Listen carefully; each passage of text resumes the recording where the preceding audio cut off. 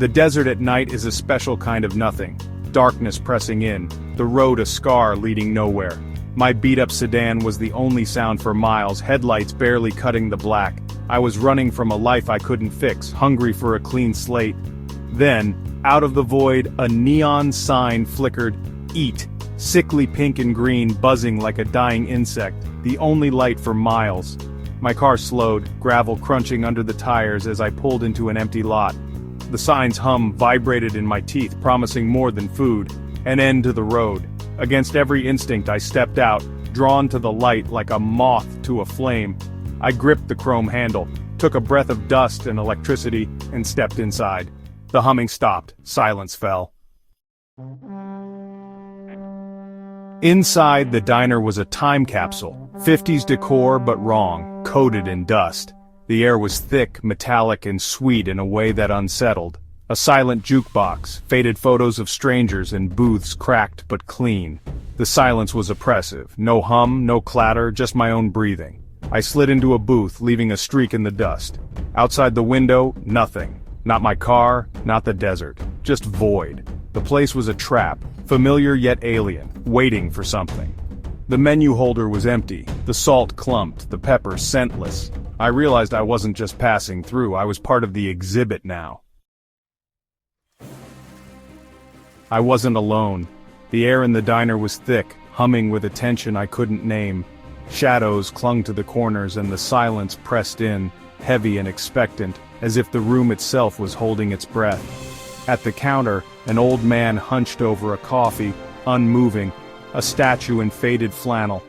He looked as though he'd been there for hours, maybe days, untouched by time or the world outside. His stillness was unnatural, his eyes reflected in chrome, wide, glassy, lifeless. The reflections seemed to multiply his presence, making him both everywhere and nowhere at once. He wasn't watching the wall, but something beyond it. His gaze pierced the gloom, searching for something I couldn't see, as if he was waiting for a sign only he would recognize. I tried to speak, but the diner choked the words away. My voice caught in my throat, swallowed by the hush that blanketed the room. It was as if the walls themselves forbade conversation. I turned from him, scanning the empty counter, feeling watched, not by him but by the diner itself. Every creak of the stool, every flicker of the neon sign outside, felt like a warning. My hunger grew, a fire that overrode fear. It gnawed at me, sharp and insistent, demanding attention even as my nerves screamed for caution. I didn't need a menu or to order, I just needed food. The ritual of choosing, of asking, felt pointless here, like the rules of the outside world didn't apply. I closed my eyes and wished for a plate, steak and eggs, something to fill the void. I pictured the sizzle, the aroma, the comfort of a meal that promised warmth and normalcy. I focused on the image, the comfort of a full stomach. I let the memory of better nights and familiar flavors anchor me, if only for a moment. When I opened my eyes, the plate was there, steaming, exactly as I'd imagined. The impossible had become real, and for a heartbeat I wondered if I'd conjured it or if the diner had simply read my mind. No footsteps, no server, just the meal, waiting. The silence deepened, thick with questions I dared not ask. The old man remained perfectly, horribly still. In that moment I realized the diner had its own rules, and I was only beginning to understand the price of being fed. The plate appeared without a sound. Steak, eggs, hash browns, perfect and impossibly real. The aroma was intoxicating, the food flawless, like a dream made solid. The utensils felt too heavy, too real for this place. Fear warred with hunger, but hunger won. I told myself it was just a diner, just food. I cut into the steak. The knife slid through like water, juice pooling on the plate. As I lifted the bite, a voice whispered from the steam. Every bite remembers someone. The words weren't a warning, just a fact. I hesitated, the old man still as death, the food staring up at me. My stomach growled, making the decision for me. I closed my eyes and took the bite. The flavor was indescribable, a flood of memories that weren't mine. The diner vanished. I was someone else, living a final moment, a crash, a name, Thomas. I gasped, staring at my trembling hands. On my arm the name Thomas appeared, etched in ash. I should have run, but I was frozen, still hungry. The voice whispered again, "They are forgotten, we remember." The steak was whole again, waiting. I took another bite, eggs this time, and became Maria, dying in a hospital bed. Her name appeared above my wrist. With every bite, a new name was painted onto me, a new life absorbed. I was a canvas for the forgotten. The hunger only sharpened. I looked at the plate, at my arms, at the names. I kept eating. Each bite brought a new vision. I lived their deaths, felt their fears. David falling from a height, Sarah drowning in a lake. Their names marked my skin. The plate never emptied, the hunger never faded. I was devouring lives, their memories blurring with mine. My own past faded, replaced by the stories on the plate. I was a graveyard, a vessel for the lost. The names covered me, Thomas, Maria, David, Sarah, and more. Their regrets, their last moments, all inside me. The food tasted of endings.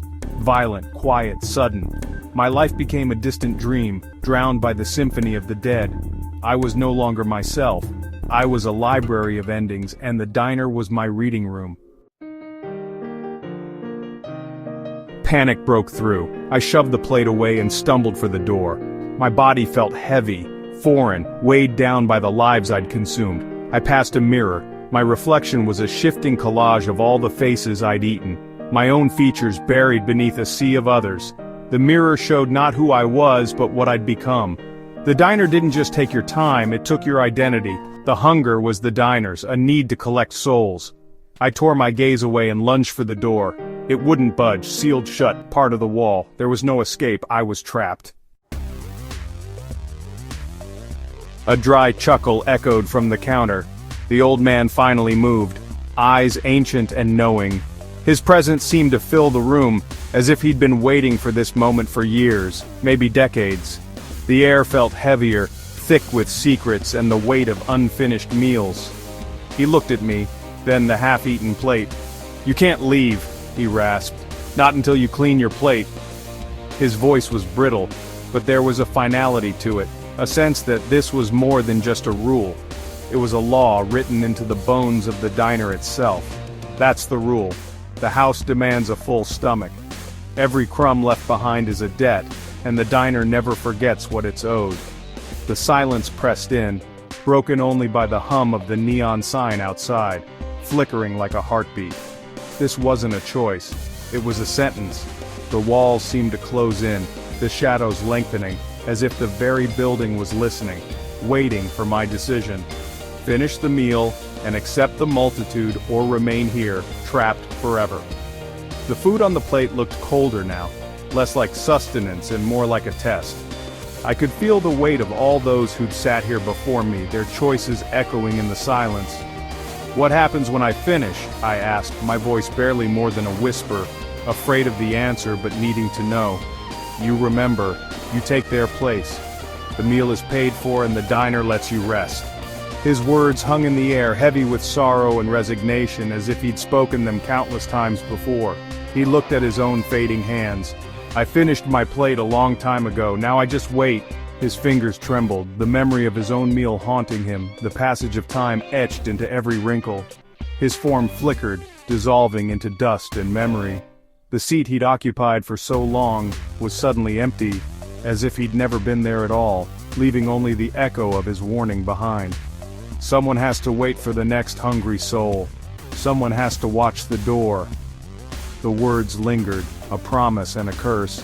As the shadows shifted and the diner seemed to breathe, the choice was clear: finish or be trapped in purgatory. The weight of eternity pressed down, the knowledge that every unfinished meal was another link in the chain. I stared at the plate, knowing what I had to do.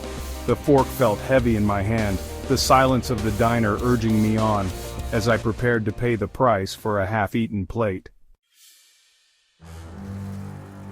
I walked back to the booth, each step a surrender, a slow giving in to the weight of everything I'd done and everything I'd become. The air was thick with memory, heavy with the scent of old coffee and secrets that clung to the vinyl seats. My footsteps echoed in the emptiness, as if the diner itself was holding its breath, waiting for me to take my place. I was no longer Danny. I was everyone I'd consumed, every story I'd swallowed, every sorrow and hope that had ever crossed this threshold. Their faces flickered behind my eyes, a parade of strangers who were now a part of me, their voices whispering in the corners of my mind. I picked up the fork and finished the meal, each bite another life, another name, another memory pressed into my bones. The food was warm, but it tasted of longing and regret, of dreams left unfinished and promises broken in the night. With every mouthful I felt myself growing heavier, fuller, as if I was being stitched together from the fragments of all those who came before. When the plate was clean, the hunger vanished. The voices quieted, fading into a gentle hush, like the last notes of a song. For a moment, I was whole. For a moment I could almost remember who I used to be, before the hunger, before the diner claimed me. I was complete, a multitude, at peace. The storm inside me settled, and I sat in the stillness, feeling the weight of all those lives settle into something like acceptance.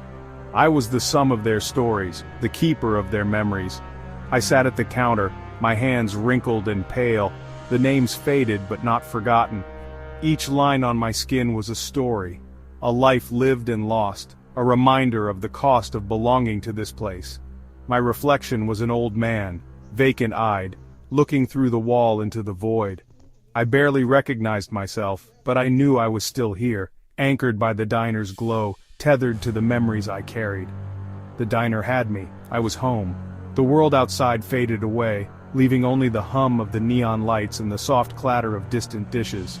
Here, I belonged, even if I was alone. My only job now was to wait, to remember, to keep watch for the next lost soul who would wander in, searching for something they couldn't name.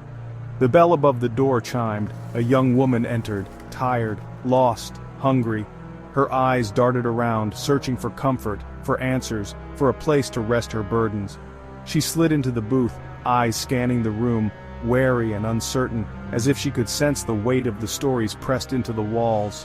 A plate appeared before her, piled high with her heart's desire. The food shimmered in the low light, promising comfort, promising to fill the emptiness she carried inside. She hesitated, then picked up her fork, caught between hope and fear, not knowing what would happen next. And I waited, ready to welcome another forgotten soul. I watched from the shadows, knowing that soon, her story would become part of mine. So if you're out there on a lonely road at night and you see a sign that says, "Eat," keep driving. Don't let the hunger draw you in. Don't let the promise of warmth and comfort fool you, or you'll become the next memory I have to keep, another name whispered in the dark, another story added to the endless night.